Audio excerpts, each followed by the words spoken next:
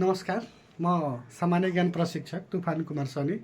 Lok Sabha तयारीको online कक्षामा सम्पूर्ण साथीहरूलाई स्वागत छ। जति पनि साथीहरूले खरदार सुब्बा र शाखा अधिकृतको तयारीमा जुट्नु भएको छ, त्यो साथीहरूलाई उहाँहरूलाई आजको यो अनलाइन कक्षामा स्वागत छ। आज हामीहरू एउटा नेपालको गहिरो नदीको विषयमा बुझ्छौँ। नेपालको गहिरो नदी गण्डकी नदी हो। गण्डकी नदीको लम्बाइ 338 किलोमिटर रहेको छ। यो गण्डकी नदीबाट 21,000 मेगावाट बिजुली उत्पादन गर्न सकिन्छ।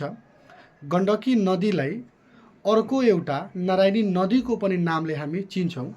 जब गण्डकी नदी चितवनमा आएर पुग्छ, चितवनबाट हामी गण्डकी नदीलाई नारायणी नदीको नामले हामी चिन्छौँ। यो गण्डकी नदीका 7वटा सहायक नदीहरू छन् है।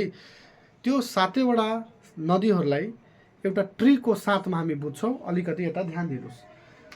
हाम्रो एउटा सानो ट्रिक छ 7वटा नदी बुझ्ने। काबु त्रिम सेदमा, का भनेको काली, काली गण्डकी, काली गण्डकी।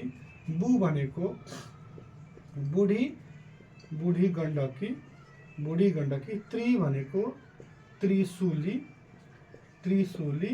म भनेको मर्स्याङ्दी, मर्स्याङ, मर्स्याङ्दी है। यो अब त्यसपछि यो सेदमा बुझ्नु होला।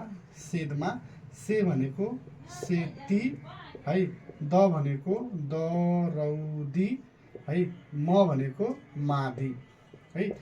यो चाहिँ हाम्रो गण्डकी नदीको 7वटा सहायक नदी भयो। यो काबु त्रिम सेदमा यो ट्रिकलाई दिमागमा राखेर 7वटा सहायक नदीहरू बुझ्न सक्नुहुन्छ।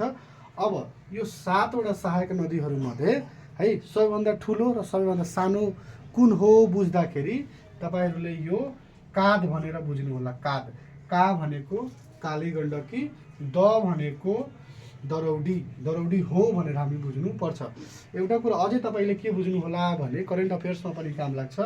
यो त्रिशुली नदीमा विक्रम सम्वत 2081 साल असार 28 गते 2वटा बस खसेको थियो है। जसमा दुईटै बसमा 65 जना यात्रुहरू सवार थिए। जसमा 63 जनाले मर्नु भएको थियो भने 63 जना मरेको थियो भने 3 जना मात्रै बचेको थियो।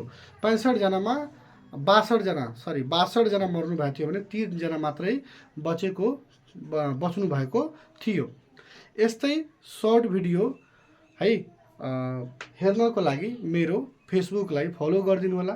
यदि तपाईँ युट्युबमा हेर्दै हुनुहुन्छ भने सब्सक्राइब गरिदिनु होला है। आजको लागि यति नै, बाई।